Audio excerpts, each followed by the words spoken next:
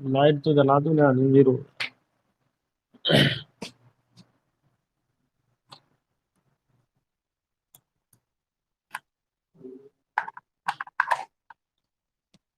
वो बंद रहने वो लाइट।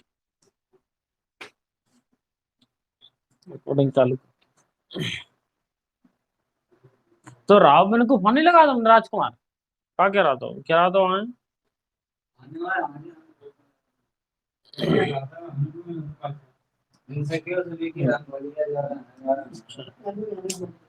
गुड मॉर्निंग फ्रेंड्स, आज हम नंबर सिस्टम यानी संख्या पद्धति का अध्ययन करेंगे। कल के वीडियो में हमने संख्या पद्धति की कुछ साधारण डेफिनेशन को देखी थी, आज उसका रिवाइज करके आगे बढ़ेंगे। तो कल जो पढ़ाया था उसका एक बार रिवाइज करवाते रहे। देखो, संख्या पद्धति अंक यहाँ तक दिख रहा है। यहाँ अंक देखा था हमने, अंक अंक कितने थे हमारे पास? अंक कुल मिला के 10 थे। कौन कौन से? 1 2 3 4 5 6 7 8 और 9, कुल मिला के कितने थे? और एक जीरो, तो कितने थे? कुल मिला के 10 अंक थे। अब इन अंकों से मिलकर क्या बनती थी? तो संख्या बनती थी अंकों से मिलकर के। तो हम कहेंगे कि जो संख्या है, जो संख्या वो क्या है? अंकों का ही व्यवस्थित रूप है। अंकों का ही व्यवस्थित रूप है, व्यवस्थित रूप है। जैसे कि संख्या लिखी हमने 10, जैसे कि 12, लेकिन ये संख्या है। फिर हमने देखा था कौन सी संख्या है? फिर हमने देखा था वास्तविक संख्या, प्राकृतिक वास्तविक संख्या है, रियल नंबर। वास्तविक संख्याएं कौन सी थी? Real number. इनका यूज हम डेली लाइफ में करते थे। इसका यूज कहाँ करते थे? Daily life. जिसका यूज हम दैनिक जीवन में करते थे, ठीक है, डेली लाइफ में। और इसमें हमने विभिन्न प्रकार की संख्या देखी थी। जैसे कि पहली कौन सी देखी थी? प्राकृतिक संख्या, नेचुरल नंबर। नेचुरल नंबर कौन सा था? The set of 1 2 3 dot dot dot so on so fourth. एक से लेकर के अनंत तक की संख्या को क्या कहते थे? 5 मिनट में हो जाएगा। प्राकृतिक संख्याएं। इसके बाद हमने कौन सी देखी थी? ये सब किसके अंतर्गत है? वास्तविक संख्याओं के अंतर्गत ही। पूर्ण संख्याएं। पूर्ण संख्या कौन सी थी? अगर हम प्राकृतिक संख्याओं में जीरो को शामिल कर ले तो क्या बन जाएंगी? पूर्ण संख्या। ठीक है, प्राकृतिक संख्या ही को हम क्या बोल रहे थे? धनात्मक पूर्णांक। धनात्मक पूर्णांक, पॉजिटिव इंटीजर बोल रहे थे। अब देखो तीसरा, तीसरी कौन सी संख्या थी? पूर्णांक संख्या। पूर्णांक संख्याओं का मतलब जो संख्या रेखा पर दर्शाई जाए, तो किस पर दर्शाई जाए? संख्या रेखा पर। इधर जीरो डाल दो, ठीक है। इनफाइनाइट होगा कि नहीं? इनफाइनाइट। इधर 1 2 3 4, माइनस के इधर 1 2 3 और 4, ऐसे ही चलता रहेगा कि नहीं? इनमें से ये संख्या जो थी एक से लेकर अनंत तक, वो कौन सी संख्या थी? धनात्मक पूर्णांक। तो कहेंगे प्राकृतिक संख्या थी, या फिर कौन सी थी? धनात्मक पूर्णांक। वो प्राकृतिक संख्या धनात्मक पूर्णांक थी, ठीक है। -1 से लेकर के जीरो शामिल नहीं है, अनंत तक। ये कौन सी संख्या थी? ऋणात्मक पूर्णांक, ठीक है। अगर ये प्राकृतिक संख्या धनात्मक पूर्णांक है जिसमें जीरो को भी शामिल कर लिया जाए, तो क्या बन जाएगा? पूर्ण संख्याएं। पूर्ण संख्याएं, तो बन जाएगी पूर्ण संख्याएं, ठीक है। इन सबको मिला दो, इन सबको अगर मिला दिया जाए तो कौन सी संख्या बन जाएगी? पूर्णांक संख्याएं। इंग्लिश में क्या बोलते हैं? इंटीजर। क्या बोलते हैं? इंटीजर। तो ये पॉजिटिव इंटीजर है, नेगेटिव इंटीजर, और ये पूर्ण संख्या है, होल नंबर। ये समझ में आ गई? तो कल हमने इतना ही पढ़ा था। इसके अलावा और कुछ पढ़ा था? इतना नहीं पढ़ा था। अब आगे चलते हैं। अब हम प्राकृतिक संख्याओं का दूसरा डिवीजन समझेंगे। प्राकृतिक संख्याओं का पहला तो डिवीजन ये हो गया कि नहीं? अब प्राकृतिक संख्याओं का दूसरा डिवीजन भी समझ लें। नहीं तो पहले सम विषम समझना हो तो वो भी समझा देते। वो सब सारी संख्या कैसी होंगी? प्राकृतिक संख्याएं होंगी।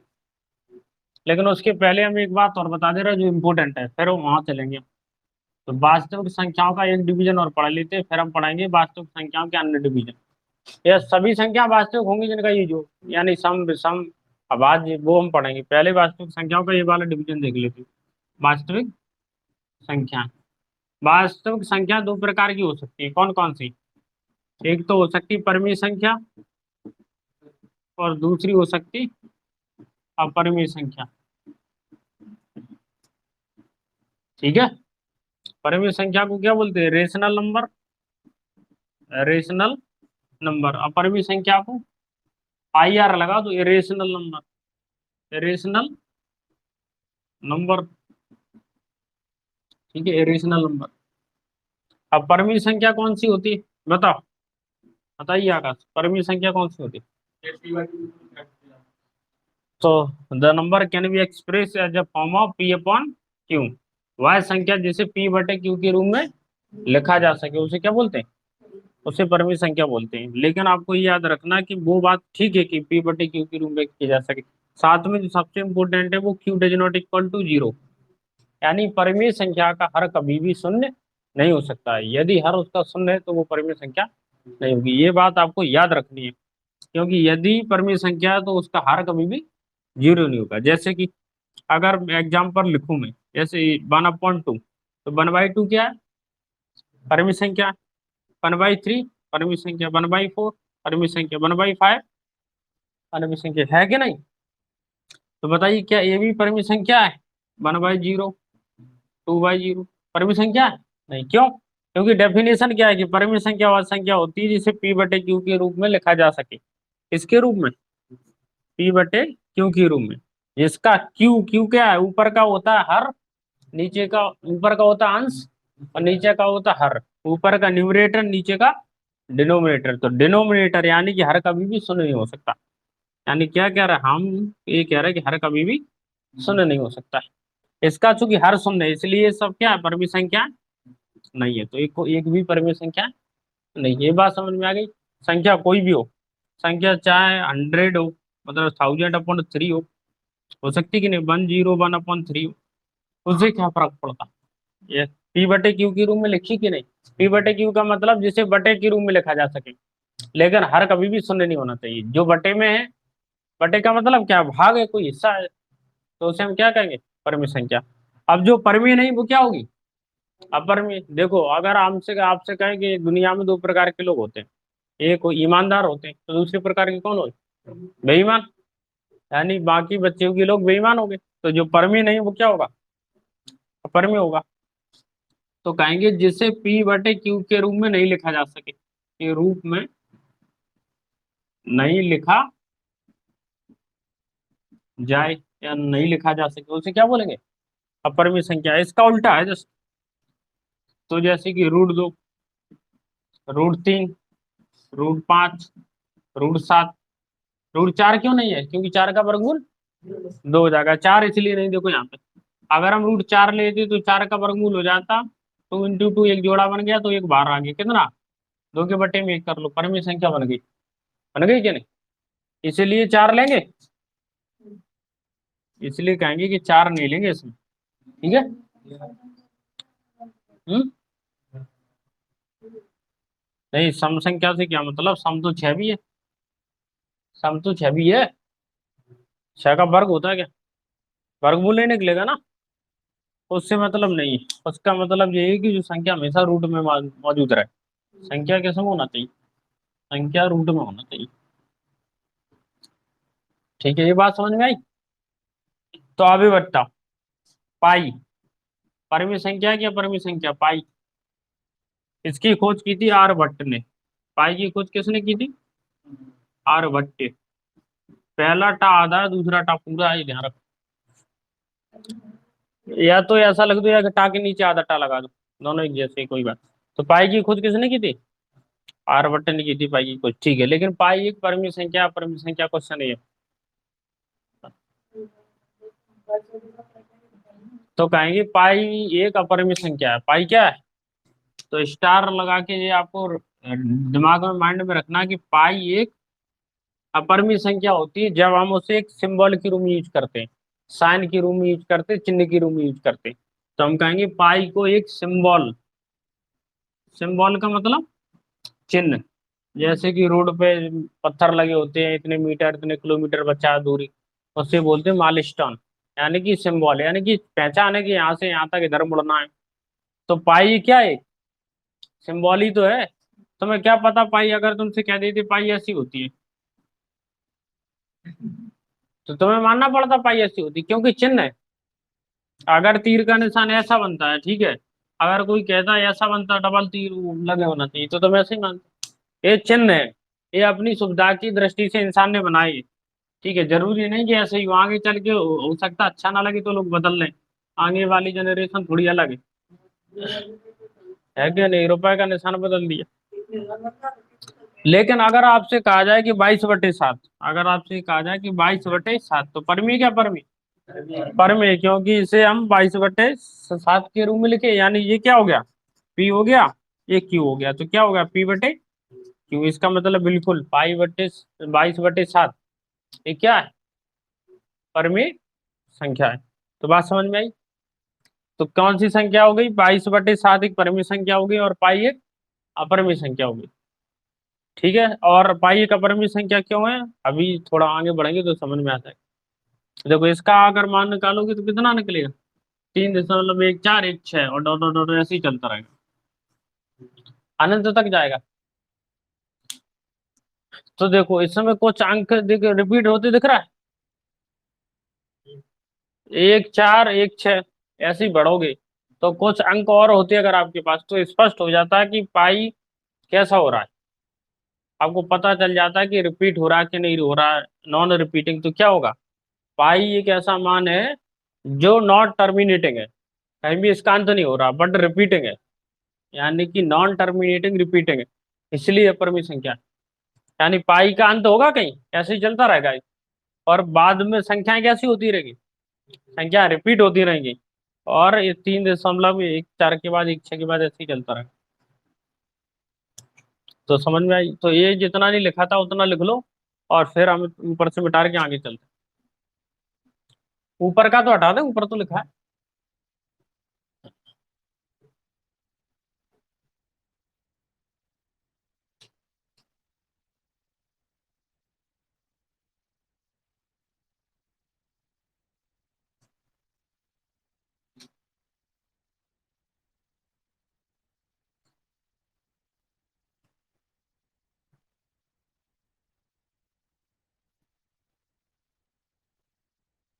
ये संख्या रेखा वाला भी बन गया होगा कल। चलो, रेशनल वाला लिख लो।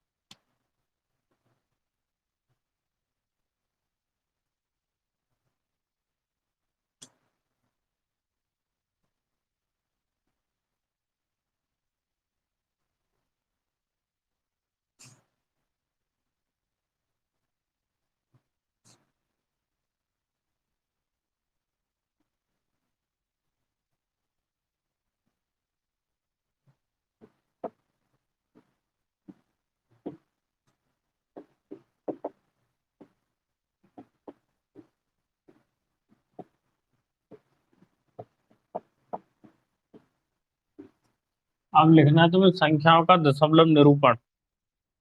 संख्याओं को अगर दशमलव में लिखेंगे तो कैसा होगा। तो संख्याओं का दशमलव निरूपण दो प्रकार से हो सकता है।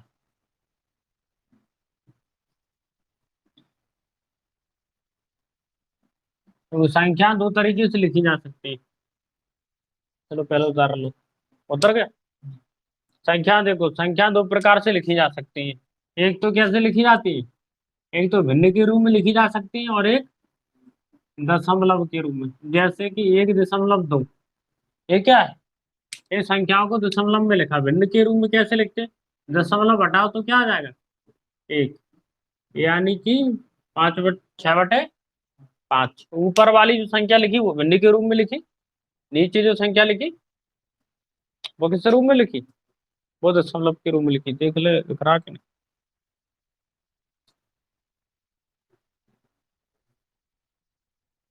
चलो ठीक है।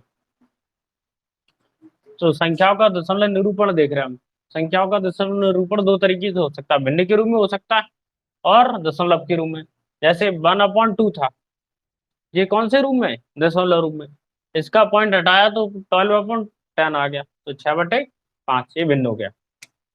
अब दशमलव निरूपण दो तरीके से हो सकता है, एक हो सकता है शांत दशमलव, दूसरा अशांत। ये पढ़ा होगा। ये दोनों किसमें आएंगे, परमी संख्या। यानी इसका ही दूसरा भाग पढ़ रहा है, इसे दो भागों में बांटोगे तो क्या हो जाएगा, शांत और अशांत। और अगर आपको ये ज्यादा याद नहीं रखना किसमें से कौन कौन निकल रहा है, आपको डेफिनेशन याद रखना है। इस ये भी याद नहीं रखना कौन वास्तविक में कौन अवास्तविक में, कोई मतलब नहीं। क्या याद रखना, मतलब क्या होता है बस। तो शांत का मतलब क्या होता है, शांत व्यक्ति, अगर व्यक्ति से ही समझो तो शांत कौन होता है भाई, जो ज्यादा बड़बड़ ना करे, ज्यादा बोले नहीं, काम से काम रखे, जॉब करे, नौकरी करे, काम धंधा कर रहा करे, आराम से आए, अपना खाना पीना खाए फिर निकल जाए, ना शोर ना शराबा, शांति से रहे, उसे बोलेंगे। हाँ, शांत का मतलब जो अति काटते हैं, समझ रहे, ना जिए ना जीने दे, ऐसे लोगों को अशांत बोला जाता है। वैसे ही ऐसी संख्याएं जो आसानी से विभाजित हो जाए, आसानी से जिनमें भाग चला जाए, और जो कंप्लीटली डिवाइड हो जाए, यानी कंप्लीटली भाग चला जाए और शून्य हो जाए शेषफल। शेषफल कैसा हो जाए, तो उसे बोलेंगे शांत।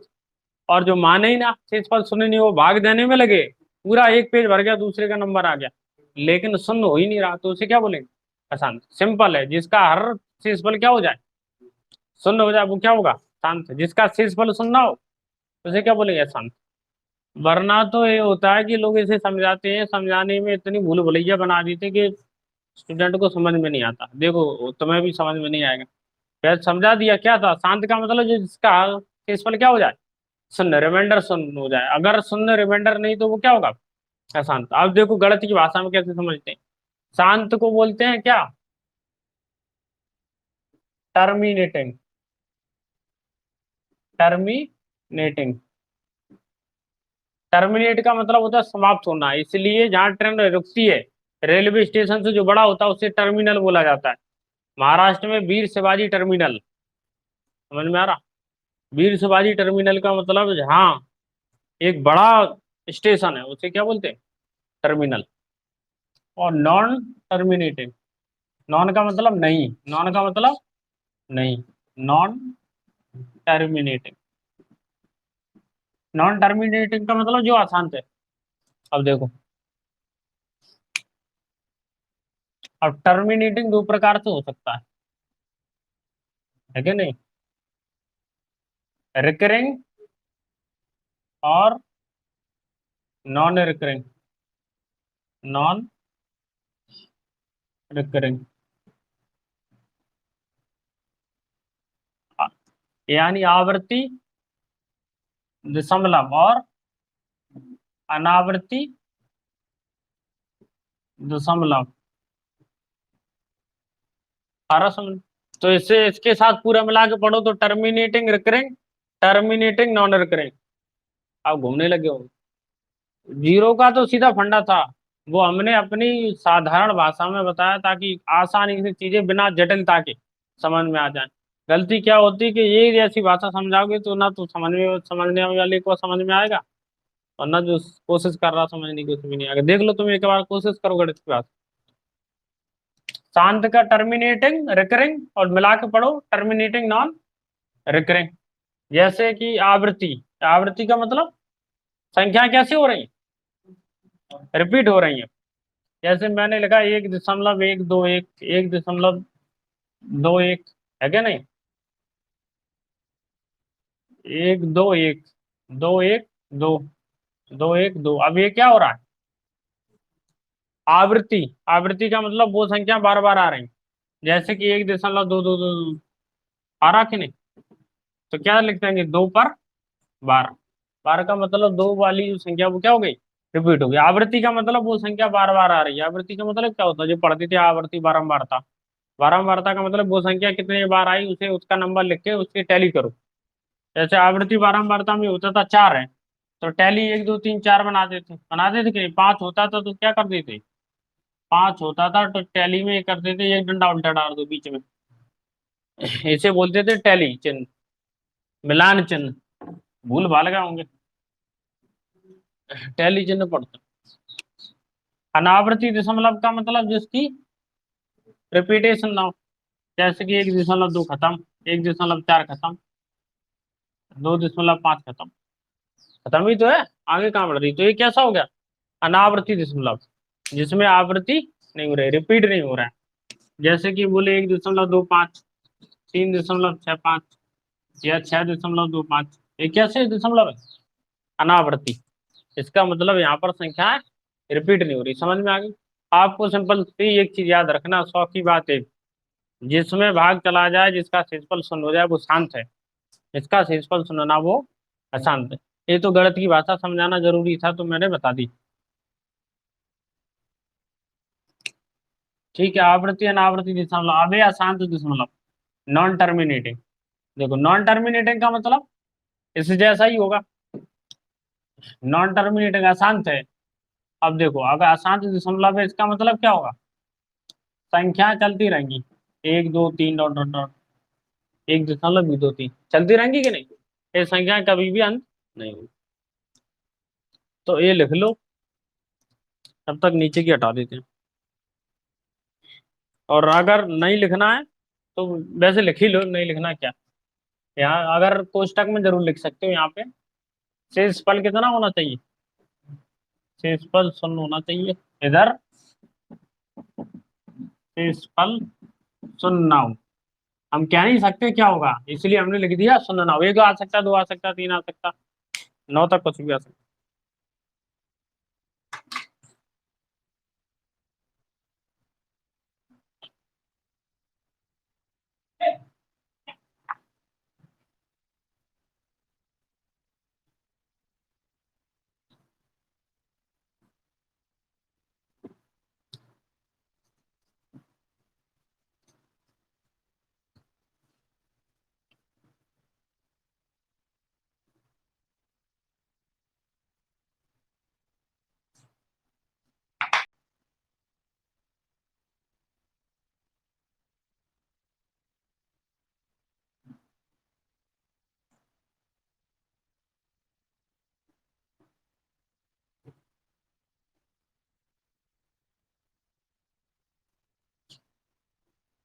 आज अगर कंसेप्ट खत्म हो जाएगा तो कल से हम फिर क्वेश्चन सॉल्व कराएंगे। कंसेप्ट महत्वपूर्ण है इसका, इसलिए अभी कंसेप्ट ही पढ़ रहा है। तुम्हारे मैथ्स में इतनी कंसेप्ट दी नहीं गई है, इसलिए हम यहाँ पे ज्यादा कंसेप्ट।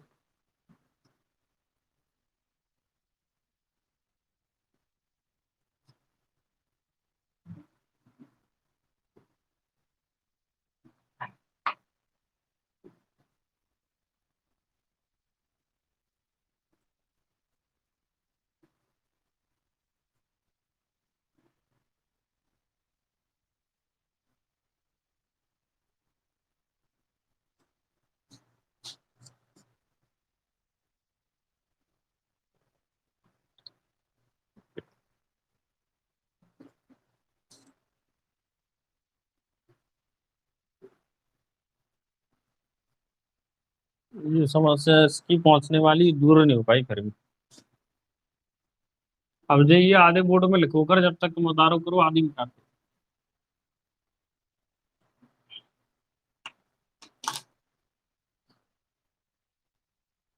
लिख लिया।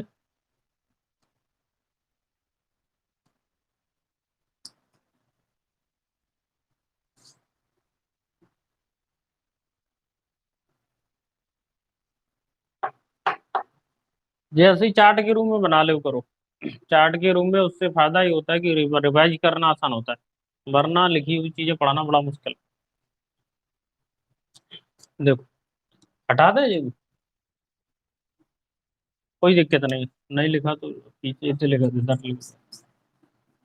एक एक एग्जाम्पल बहुत है।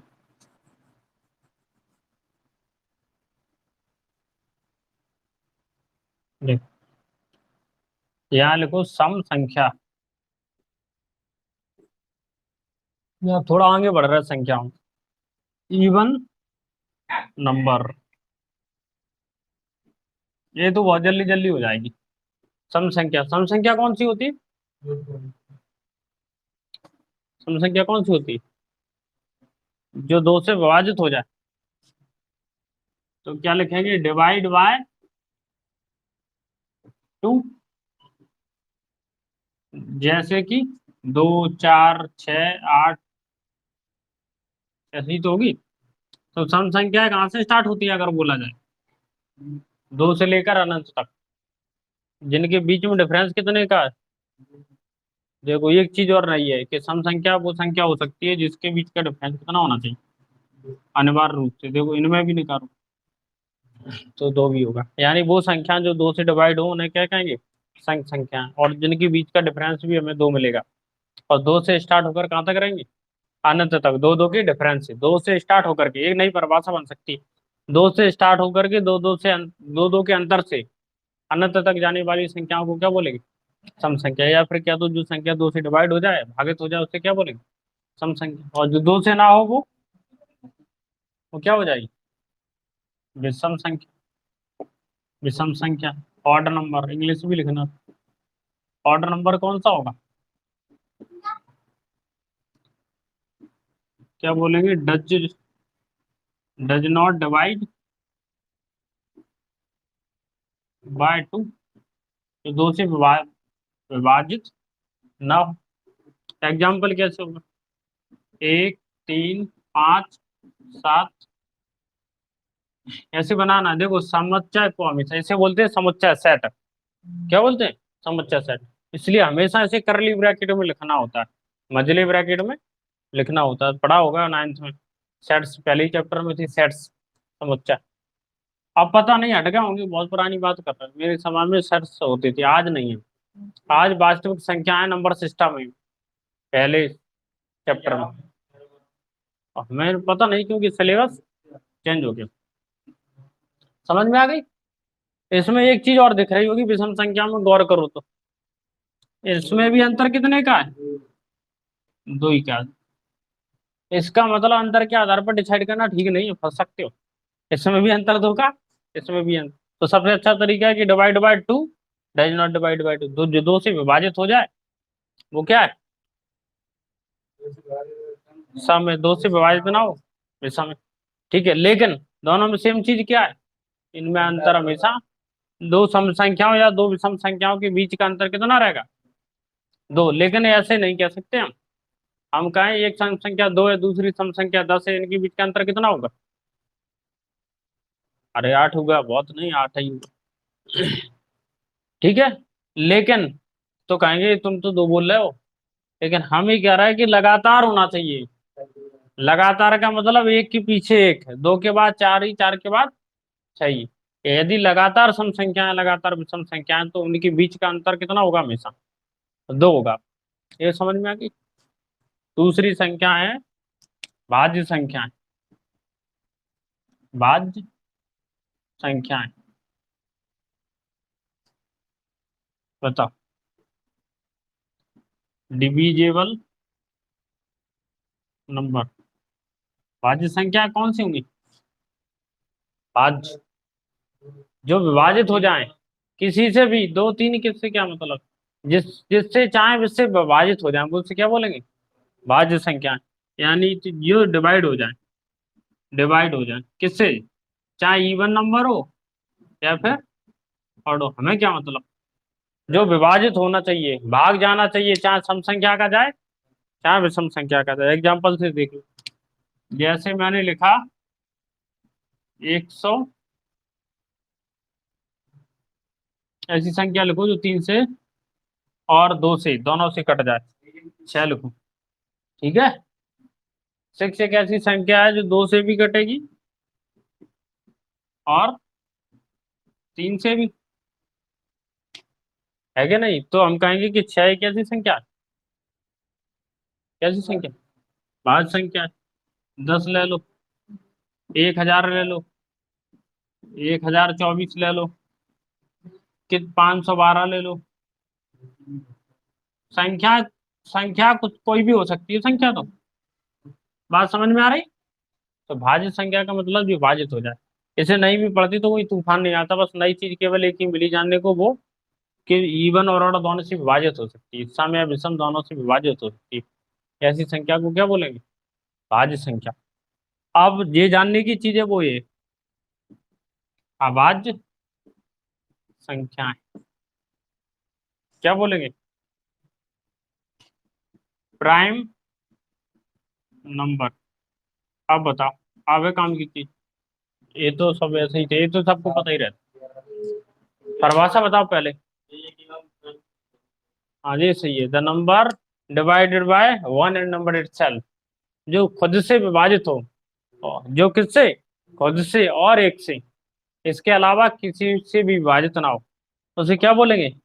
अभाज्य संख्या। अभाज्य संख्याओं का मतलब होगा कि वो संख्या जो किससे डिवाइड हो, जो खुद से और एक से, वन से। तो दूसरी डेफिनेशन क्या हो सकती?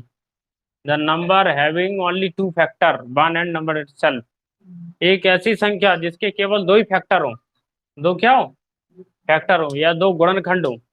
कौन सा? एक तो वो खुद ही और एक वन, तो उसे क्या बोलेंगे? अभाज्य संख्या। तो क्या बोलेंगे? जिसके केवल दो गुणनखंड हो, गुणनखंड हो यानी फैक्टर हो। कौन कौन से? एक और संख्या खुद, संख्या खुद। होगी कि नहीं? जैसे कि एग्जांपल के तौर पर लिखा 5, इसका एक गुणनखंड एक और एक 5 ही। जैसे लिखा 3, एक गुणनखंड एक और एक 3। जैसे लिखा 7, एक और कितना होगा? 7, है कि नहीं? लेकिन ये जैसे हमने लिखा 2, तो एक और 2 अभाज्य संख्या है। 2 ये नहीं सोचियो कि अभाज्य नहीं है। सम है तो क्या होगा? अभाज्य संख्या। इसका मतलब ये भी हुआ कि सबसे छोटी अगर आपसे अभाज्य संख्या पूछी जाए तो कौन है? देखो ये एक की भी चेक कर लेते, एक की बोल रहा है। एक के गुणनखंड कौन से होंगे? एक और दूसरा का। इसका मतलब ये समझ में आई क्यों नहीं? ये कारण समझो। ये तो तुमने मतलब किसी का पता भी होगा किसी को, तो उसे ये पता नहीं होगा कि ये अभाज्य संख्या क्यों नहीं है, उसने केवल रटा होगा। मतलब अगर तुम्हें मालूम है कि एक अभाज्य संख्या नहीं, लेकिन पता नहीं होगा ऐसा क्यों होता है। ऐसा इसलिए होता है क्योंकि एक का एक गुणनखंड तो एक हो गया, यानी नम ठीक है, दूसरा कहाँ गया? और जब तक दो गुणनखंड ना हो, केवल का मतलब है अनिवार्य चीज होती है। आपके पास केवल एक विकल्प है कि इसी से शादी करना है। इसका मतलब या तो कुंवारे रहो जीवन भर, या उससे शादी करो। इसका मतलब क्या? तो दो गुणनखंड हो गए। बात समझ में आई? या तो दो गुणनखंड हो गए, या फिर एक, या फिर गुणनखंड नहीं होंगे। यदि दो से अधिक होगा तो वो प्राइम नहीं होगी, और दो से कम होगा तो भी प्राइम नहीं होगी। जैसे एग्जाम्पल से समझो, यहाँ क्या है? यहाँ लोचा ये है कि इसमें एक ही गुणनखंड है, दो नहीं है, पहली चीज। इसलिए ये क्या है? एक अभाज्य संख्या। देखो दो चीजें निकल के आई। दो, एक सबसे छोटी अभाज्य संख्या। कैसी संख्या? एक ऐसी सबसे छोटी संख्या जो सम भी है अभाज्य भी, यानी कि दो सबसे छोटी सम अभाज्य संख्या है, पहली चीज। फिर हमने देखी एक, एक सबसे छोटी ऐसी विषम संख्या जो अभाज्य संख्या नहीं। बात समझ में आ रही? एक सबसे छोटी विषम संख्या है जो अभाज्य संख्या नहीं है। ये अभाज्य नहीं, नहीं है क्योंकि ये समझ में आ गया। अब देखो, अब हमने लिया 6, ठीक है। 6 एक से भी डिवाइड है, दो से भी, तीन से भी। यहाँ क्या था? जिसके केवल दो फैक्टर हो, यहाँ कितने हो गए? तो 6 होगी अभाज्य संख्या? नहीं। तो समझे, इसका मतलब बहुत है कि ये केवल जहां लग जाता है उसका मतलब वहां हेर फेर संभव नहीं। आ रहा समझ में? मान लो किसी ने शादी के लिए बोला कि पल्सर लेंगे, तो एच एफ डीलक्स ले रहा, तो ऐसी बारात लौट के चली लीजिए फिर। बात समझ में आई? केवल दो का मतलब वो केवल जहां भी लग जाए, हिंदी हो, इंग्लिश हो, मैथ हो, कोई भी दुनिया की चीज हो, केवल का मतलब केवल जितने विकल्प दिए जा रहे हैं उसमें ही है। देखो जैसे आपको कहा गया कि आप 3-4 साल तक पढ़ो, आपके पास केवल 3 साल का वक्त है, पढ़ लो तो ठीक, नहीं तो शादी कर देंगे। तो इसका मतलब क्या होगा? 3 से चौथा साल नहीं मिलेगा। नहीं सोच लो 1 साल बढ़ जाए, बढ़ने की गुंजाइश नहीं, केवल लगा है। अगर यहाँ लगभग लगा होता तो मान लेते कि 3 की जगह 5 एडजस्ट हो जाएगी। तो बात करते समय ये देखा करो कि केवल लगा रहा है कि एंड लगा रहा है। जैसे आपको किसी ने कहा चलो मेरे साथ चलो घूमने शादी में, बोले खर्चा पानी, बोले कि केवल 200 रुपये हम दे देंगे, इसका मतलब 20 की आशा मत करना, 10 ही पकड़ा देगा वो। तो केवल का मतलब बहुत गंभीर होता है। ये इसलिए जब भी किसी से संधि करो, समझौता करो, पैसे का लेन देन करो, देख लिए करो ध्यान से क्या कह रहा है। क्योंकि लोग बोलेंगे कि हमने तो बोला था देखो। और ये समझ में आ गई अभाज्य संख्या। इसके साथ ही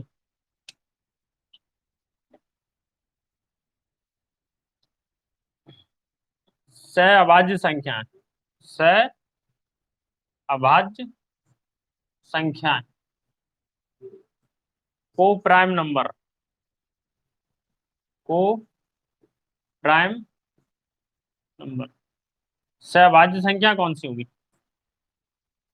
को प्राइम नंबर। अगर को प्राइम समझ में नहीं आ रही तो पहले ट्विन प्राइम समझ लो। इसे बोलते हैं द्विक,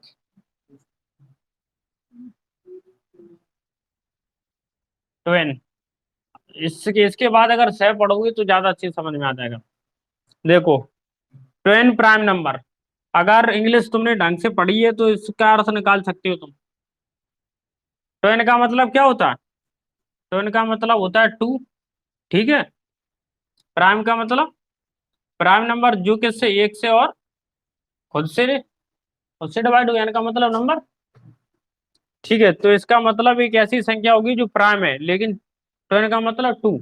इसका मतलब कहेंगे कि दो ऐसी अभाज्य संख्याएं, दो ऐसी अभाज्य संख्याएं जिनमें अंतर कितने का हो, ट्विन का मतलब टू। दो ऐसी अभाज्य संख्या जिनके बीच का अंतर कितना हो, दो होगा, उसे क्या बोलेंगे? ट्विन प्राइम नंबर, द्विक अभाज्य संख्या। तो कहेंगे द्विक का मतलब है दोनों। देखो द्विक के दो मतलब है यहाँ, द्विक का मतलब है दो। ठीक है, यानी दो संख्याएं, एक संख्या n1 है, दूसरी n2 है। एक दो का मतलब समझे, दूसरे दो का मतलब है डिफरेंस दो का है, दूसरे दो का मतलब क्या है? डिफरेंस दो का है। इसलिए यहाँ क्या शब्द लगा? ट्विन। ट्विन का मतलब टू। टू का मतलब क्या होगा? कि दो संख्याएं, ये ऊपर वाली चीज अलग है। ट्विन का मतलब दो संख्याएं n1 और n2, दूसरी उन दोनों संख्याओं के बीच में अंतर कितना है? दो का अंतर है। अब ये बताना, ये यहाँ का, ये इसका ब्लैक पेन से लिख दे रहा है। देखो, अगर मैं आपसे बोलूं कि अगर दो, या अगर ऐसे बोलो 3 और 5, 3 और 5, बताओ किस कैटेगरी में शामिल है? इसी में तो है ट्विन प्राइम नंबर, इंग्लिश का शब्द सही है हिंदी से, ट्विन प्राइम नंबर। क्यों? देखो ये तीन, तीन से डिवाइड हो रही है और एक से, पांच, पांच से डिवाइड हो रही है एक से, इसका मतलब दोनों अभाज्य संख्या है, पहली चीज। इसमें अभाज्य लिखी थी, अभाज्य हो गई, प्राइम लिखी। अब क्या है? ट्विन। ट्विन देख लो, दो है, ट्विन का मतलब पहला क्या था? टू। ये n1 हो गई, ये n2 हो गई।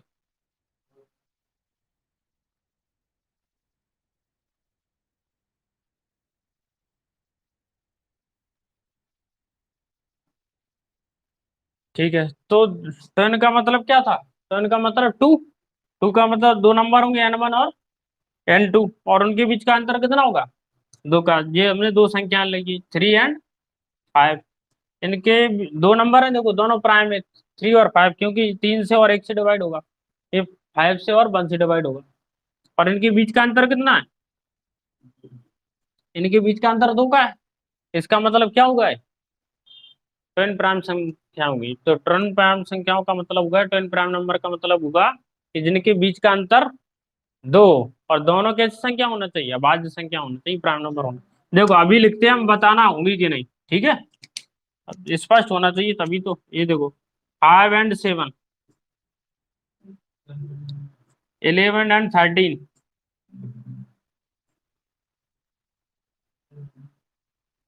17 and 19, और बताओ कितने लिख सकते हो, 39 and 41। कहेंगे नहीं, क्योंकि ये तो 3 से डिवाइड हो रहा। तो कहते 41 और 43, थोड़े आगे बढ़ जा, 41 और 43। तो ये कैसी संख्या है, ट्विन प्राइम नंबर, यानी दो संख्या होगी, इनमें अंतर कितने का होगा, देख लो, अंतर हमेशा दो का मिलेगा। तो ये लिख लो जब तक हम ऊपर का हटाते हैं, और फिर चलते हैं सहअभाज्य संख्या को प्राइम नंबर। समझ में तो आ रहा होगा, इतनी जटिल चीज नहीं है, कंसेप्ट है, जब क्वेश्चन करेंगे ना तो और अच्छे से समझ में आ जाएगा। ये बड़ा चैप्टर है नंबर सिस्टम।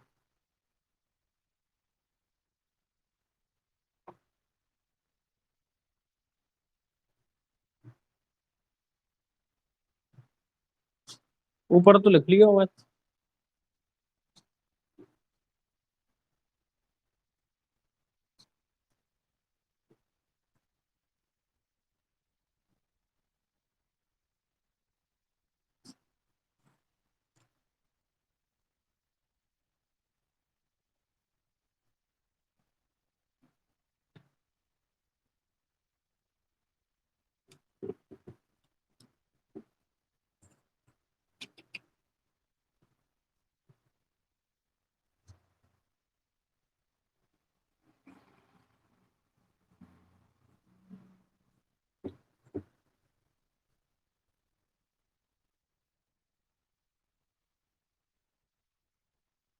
ये ब्लैक पेन से ही होता है जी, बोर्ड बोर्ड के अंदर देखो, इससे नहीं हो रहा, नीली पेन से।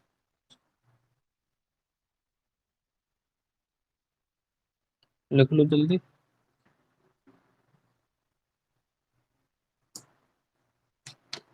और इसके बाद पढ़ेंगे सहअभाज्य संख्या।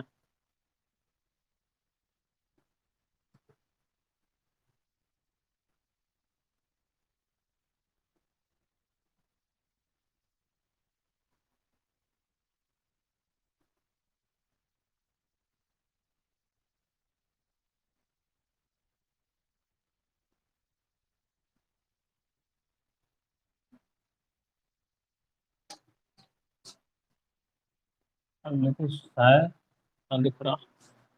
हाँ ठीक है, यहाँ से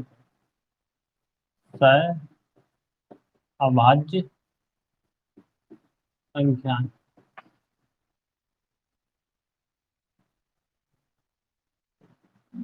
को प्राइम नंबर,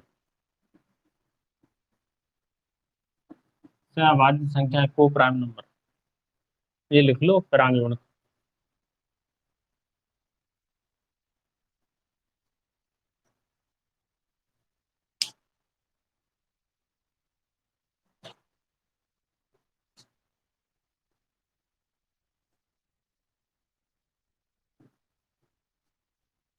डायरेक्ट डालिए सहअभाज्य संख्या।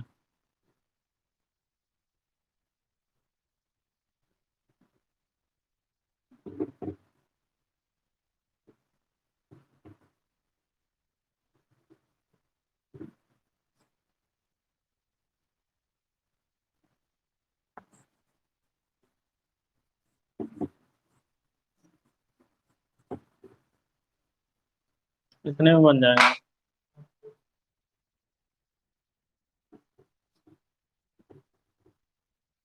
नहीं छूटन से जानता हूँ।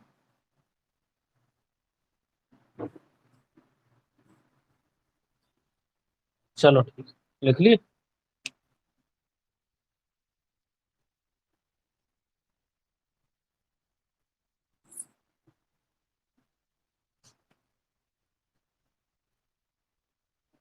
हो गया।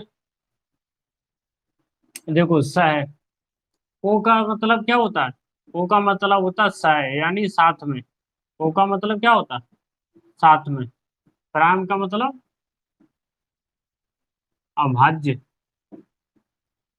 अरे समझ, इसका मतलब एक संख्या ऐसी होगी जिसके साथ में दूसरी संख्या अनिवार्य रूप से कैसी होगी? अभाज्य संख्या। इसका मतलब ये होगा कि सहप्रांत संख्याओं में दोनों संख्या अभाज्य हो ऐसा जरूरी नहीं है, लेकिन उनमें से एक संख्या जरूर अभाज्य होगी। अगर दोनों हो तो अच्छा है। अगर सहअभाज्य संख्याओं में दोनों संख्याएं प्राइम नंबर है तो ठीक है। अगर दोनों संख्याएं, कौन सी संख्या नहीं, प्राइम नंबर नहीं है, भाज्य संख्या नहीं, उनमें से एक ही अभाज्य संख्या है, तो भी वो क्या होगी? को प्राइम नंबर होगी। को प्राइम का, को का मतलब होता है साथ में। प्राइम का मतलब अभाज्य, यानी जो अभाज्य संख्या के साथ में हो। जो किसके साथ में हो? नाम अगर पकड़ोगे अच्छे से तो समझ जाओगे। जैसे को का मतलब क्या होगा? स या साथ में। अभाज्य, प्राइम का मतलब अभाज्य, यानी जो अभाज्य संख्या के साथ में हो। किसके साथ में हो? अभाज्य संख्या के साथ में, उसे हम क्या बोलेंगे? सहअभाज्य संख्या, को प्राइम नंबर। और जिसमें जरूरी नहीं कि दोनों अभाज्य हो, अगर है तो अच्छी बात है, और नहीं है तो भी कोई दिक्कत वाली बात। जैसे एग्जांपल, जैसे अगर मैं बोलूं 2 3, बोलो। देखो ये भी अभाज्य है, ये भी अभाज्य है कि नहीं? जैसे अगर बोलूं 4 5, ये सम संख्या और ये अभाज्य संख्या, लेकिन कोई दिक्कत नहीं। अगर एक अभाज्य एक भाज्य तो कोई दिक्कत वाली बात नहीं। तो ये भी क्या हो जाएंगे? जैसे कि अगर बोले 9 7, या 7 9 कैसी होंगी? ये को प्राइम तो है ही। सात, ये ट्वेन प्राइम तो है ही, साथ में को प्राइम भी होगी। तो दोनों अभाज्य संख्या हैं तो भी वो क्या होगी? जैसे कि इसके सारे एग्जांपल इसमें आ सकते हैं कि नहीं? जैसे कि 3 और 5, देख लो। इसका मतलब है कि इसमें जरूरी नहीं कि सारी संख्या कैसी हो? अभाज्य हो। देखो जी, विभाज्य हो सकती है 2 से, और ये नहीं होगी। ये 9 हो सकती है, नहीं होगी। इसका मतलब है कि ट्वेन प्राइम नंबर में जहां सभी संख्याओं का अभाज्य होना जरूरी था, दो ही संख्या तो थी, दोनों का अभाज्य होना जरूरी था, तो वहीं को प्राइम नंबर में सहभाज्य संख्याओं में दोनों का अभाज्य संख्या होना जरूरी नहीं है। उनमें से एक भाज्य भी हो सकती है और एक अभाज्य भी हो सकती है। वो आपस में क्या होगी? सहभाज्य संख्या होगी, को प्राइम नंबर। इसका मतलब होता है एक संख्या क्या होना चाहिए? प्राइम संख्या होना चाहिए, दूसरी हो या फिर ना हो। जिसमें चेक करो, एक है, हाँ एक है, देख लो, एक होना चाहिए। दोनों है तो और अच्छी बात, हमें तो एक देखना है। दोनों है तो ठीक है। ये समझ में आ गई अच्छे से? अब आगे लिखो ट्रिपलेट, त्रयक, ट्रिपलेट।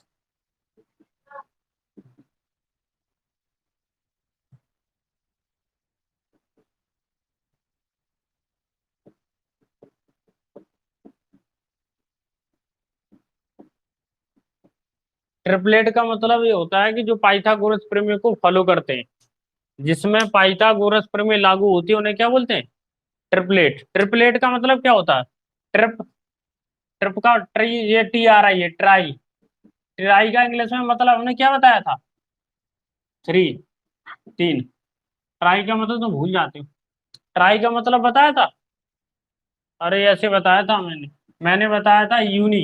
इंग्लिश में यूनी का मतलब होता है एक, बताया था। जैसे यूनिसेल्यूलर, एक कोष के जीव को क्या बोलते हैं?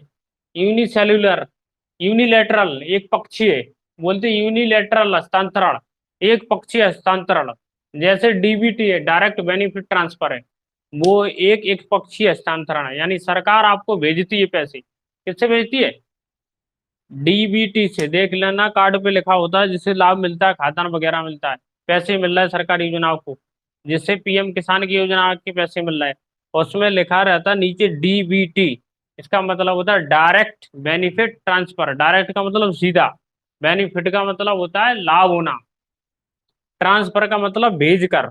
तो जिसे भेजकर लाभ दिया गया उसे बोलते हैं बेनिफिट।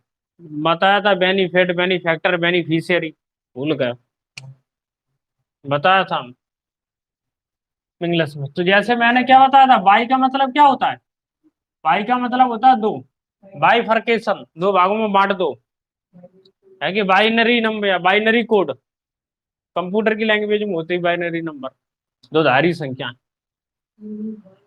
है कि नहीं। जैसे बाय दुधारी तलवार होती है, तो क्या बोलते हैं, बाई शॉट्स, इसका मतलब एक ऐसी शॉट्स, एक ऐसी तलवार दुधारी हो, इसका मतलब दोनों तरफ से काटेगी। और ऐसे ट्राई, ट्राई का मतलब क्या होता है, तीन, तो तीन जगह, ऐसे की तीन रास्ता है, ठीक है। इसे क्या बोलेंगे, ट्राई जंक्शन। जंक्शन का मतलब होता है संधि, मिलान बिंदु। जंक्शन का मतलब क्या होता है, इसलिए बोलते हैं ग्वालियर जंक्शन। जंक्शन का मतलब एक ट्रेन इधर से आएगी, एक ट्रेन वहां से आएगी, दोनों मिलेंगी बीच में। जंक्शन का मतलब क्या होता है, मिलान बिंदु। इसलिए रेलवे स्टेशन को जब किसी ऐप में देखोगे, गूगल पे देखोगे, तो लिखोगे दिल्ली जंक्शन से ग्वालियर जंक्शन, लिखते हो। रेलवे स्टेशन कोई नहीं लिखता, लिखता है भाई, रेलवे स्टेशन तो पचासों है। जंक्शन का मतलब मिलान बिंदु, जंक्शन का मतलब बिंदु। तो ये क्या होता है, ट्राई जंक्शन, है कि नहीं, ये समझ में आ गया। तो ऐसा ही पाइथागोरस प्रमेय में क्या होगी, ट्राई, ट्राई का मतलब तीन संख्या होंगी, कोई भी तीन संख्या होंगी, होंगी कि नहीं, कोई भी तीन संख्या होंगी। इन तीन संख्याओं में से किन्हीं दो के वर्गों का योग, किन्हीं दो के वर्गों का योग तीसरे के वर्ग के योग के बराबर होगा। आ रहा समझ में। पाइथागोरस प्रमेय का मतलब होता है किन्हीं दो छोटी भुजाओं का के वर्गों का योग बड़ी भुजा के वर्ग के योग के बराबर होता है, ये पाइथागोरस प्रमेय। या कह लीजिए साधारण भाषा में जो रटा रटा स्टेटमेंट है, कर्ण का वर्ग बराबर लंब का वर्ग प्लस आधार का वर्ग। इसका मतलब क्या होगा, इसका मतलब यही होगा कि कर्ण का स्क्वायर हमेशा लंब और आधार के स्क्वायर के बराबर होगा। कर्ण सबसे बड़ी भुजा होती है, तो बड़ी संख्या क्या हो गई, पांच।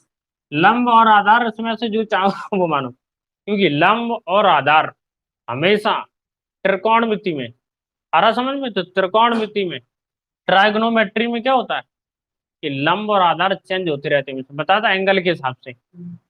भूल गए होंगे तो फिर बता देंगे, कोई बात नहीं। लंब और आधार क्या होते रहते हैं, चेंज, और कारण हमेशा सेम रहता है, कारण हमेशा सेम रहता है। तो तीन का स्कोर या चार का स्कोर, तो कितने होगा, 25, और ये कितने होगा, 9 और 1 16, 25 बराबर। अगर दोनों LHS RHS बराबर हो गए, दोनों पक्ष, तो हम कहेंगे कि कैसी संख्या है, त्रिप्लेट संख्या है, त्रिक संख्या, त्रिप्लेट। त्रिप्लेट का मतलब होता है कि बड़ी भुजा का वर्ग छोटी भुजाओं के वर्गों के योग के बराबर होना चाहिए, इसे बोलते हैं हम ट्रिपलेट। इसका यूज होगा। आ रहा कि नहीं समझ। दो संख्याएं दी गई, तीसरे निकालने की जरूरत नहीं, आपको पता है तीन और चार, आप समझ जाओ कि पांच ही आएगा, और पांच और चार दिए गए तो समझ जाओ कि तीन ही आएगा। आ रहा समझ में, क्योंकि ट्रिपलेट है, दूसरी के साथ नहीं बन सकता, फिक्स है। समझ में आया कि नहीं। तो कर्ण कौन सी भुजा होती है बताओ, 90 डिग्री के सामने की भुजा कौन सी होती है, कर्ण। और बताओ लंब कौन सी भुजा होती है, न्यून कोण के सामने की भुजा क्या होती है, लंब, यानी 90 डिग्री से उल्टा। और बची हुई भुजा क्या बची, आधा, यही तो बताया। तो बता कौन कौन से होंगे, बताना। जैसे तीन चार पांच ट्रिपलेट है कि नहीं, दूसरा बताओ, 6 8 10 ट्रिपलेट है कि नहीं, है कि नहीं, 15 12 निकाल के देखना पड़ेगा। नहीं तो एक काम करो, और ज्यादा बनाना है तो इसमें दो दो का मल्टीप्लाई करते चले जाओ, दो तीन चार, अपने आप ट्रिपलेट बनते जाएंगे, ये एक सरल तरीका है। कितने हो जाएंगे, 6 8, दो का मल्टीप्लाई करो पहले। तो यहाँ हमने किसका किया, दो का, 6 8 10, तीन का करो, कितने होंगे इसमें करना है, 9 12 15। अब चार का करो, 12 16 20। ऐसे ही कितने भी ट्रिपलेट तुम निकाल सकते हो, कुछ ट्रिपलेट तुम्हें याद रखना चाहिए। और आगे थोड़ा और निकालो, पांच का मल्टीप्लाई कर, 15 20 25।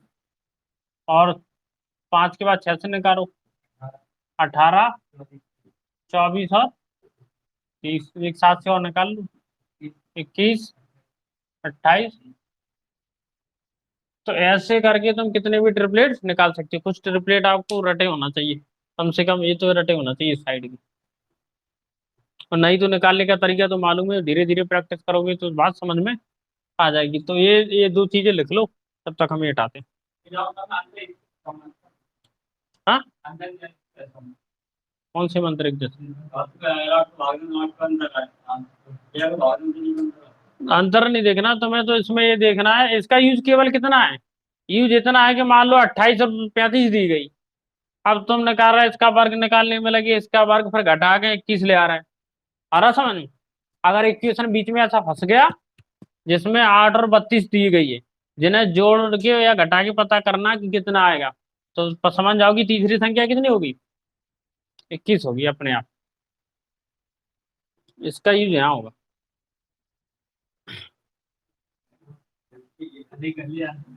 कैसे बताओ।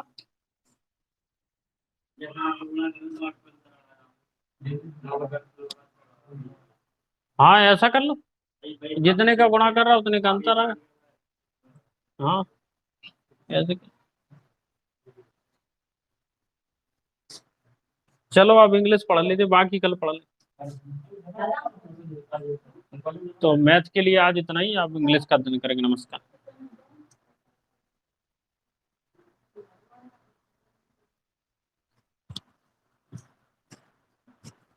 ऐसे कहा चले आओ, तुम क्या रजिस्टर ले आया कि नहीं अपना, ले आओ तो नौते में आ।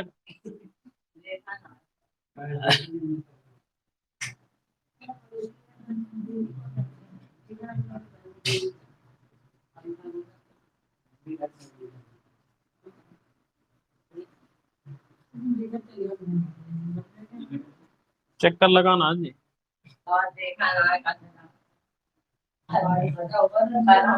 कल माता प्रसाद आए थे कि आज क्या नहीं लगा लिया, कह रहे थे मॉर्निंग वाला को भेज। हाँ हाँ हाँ। लेकिन वे कंपटीशन की इंग्लिश थोड़ी पढ़ा, वे पढ़ा थी स्कूल के 5 तक की मॉर्निंग मॉर्निंग।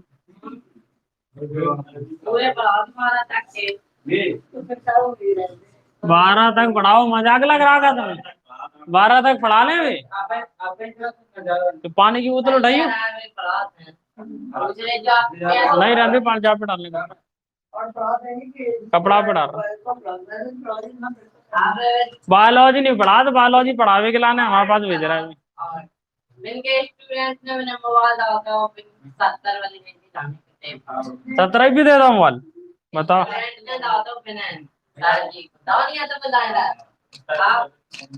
कौन सा वालो,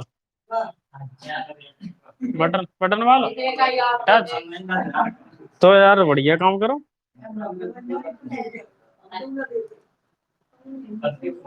वैसे गांव में ना मैं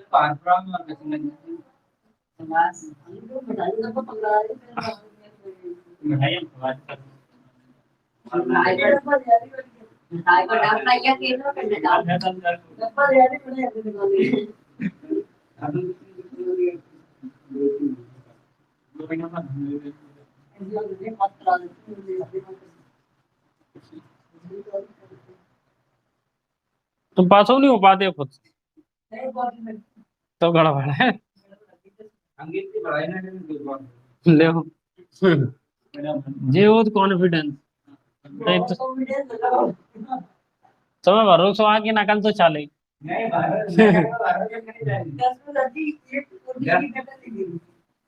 लिख ला जे ट्रिपलेट तो बना ही लिया खुद से।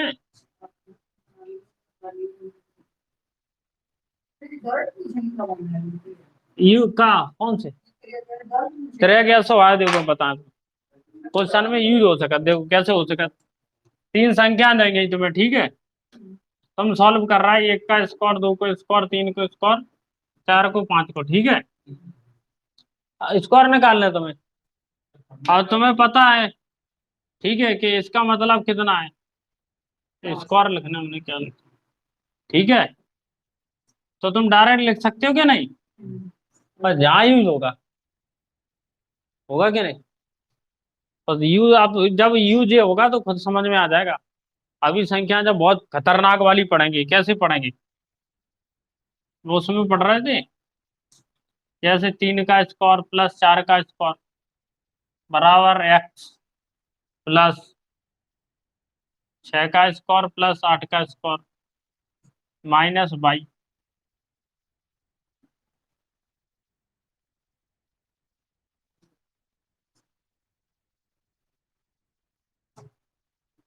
बराबर 0 लो। अब बन गया इक्वेशन। आप ट्रिपलेट का यूज होगा।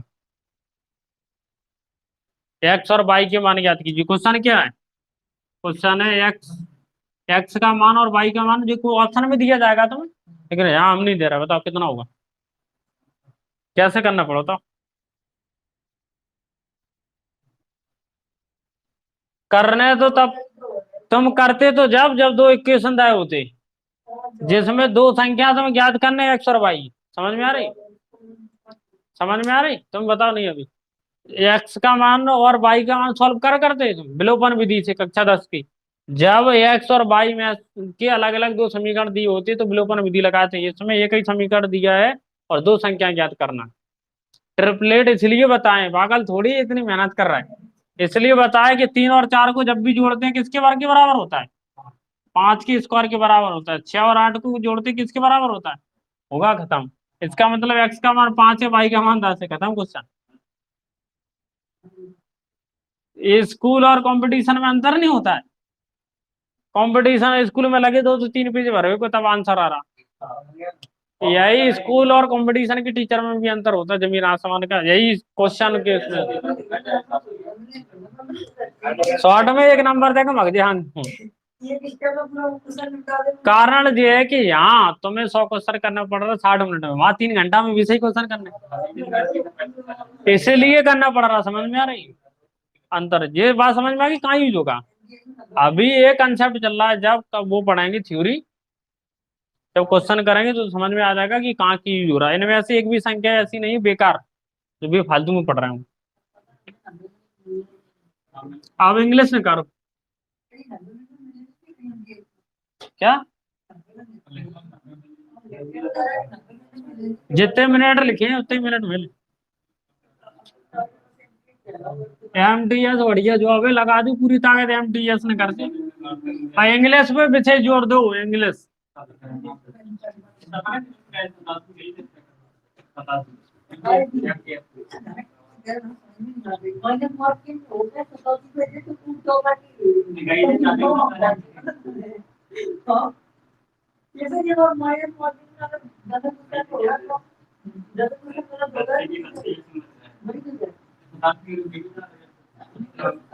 अरे वैकेंसी के हिसाब से खुद कट ऑफ, कम वैकेंसी निकली तो ज्यादा हुआ है, वैकेंसी ज्यादा हुआ तो तैयारी करो। कट ऑफ छोड़ो, कट ऑफ के चक्कर में पढ़ाई में मन और नहीं लगे। कट पहले कम से कम क्वेश्चन आना तो चाहिए, कट ऑफ तो छोड़ो, पहले क्वेश्चन तो हल करो, वो सीखो ना। क्वेश्चन में अटक गया, कट ऑफ का देगा। चलो चलो निकालो।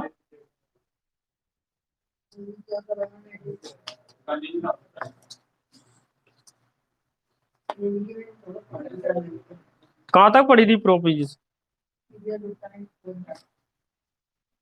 टाइम और 4। अब लिखो to, two words into, one two, up to. 4 preposition लिखना।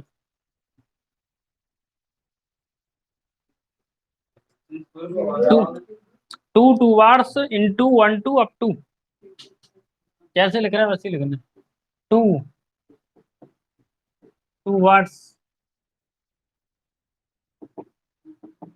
इनटू, सबके साथ टू लगा, one to, up to. Two words into, one two, up to.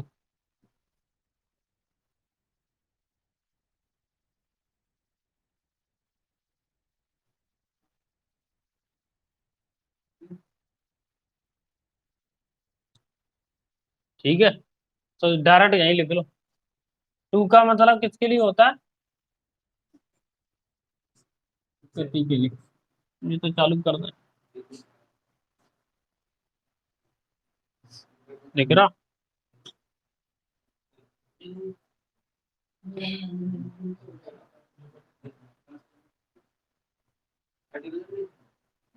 तो आईडी तो बदली नहीं है, ये तो ना सही ध्यान दिला।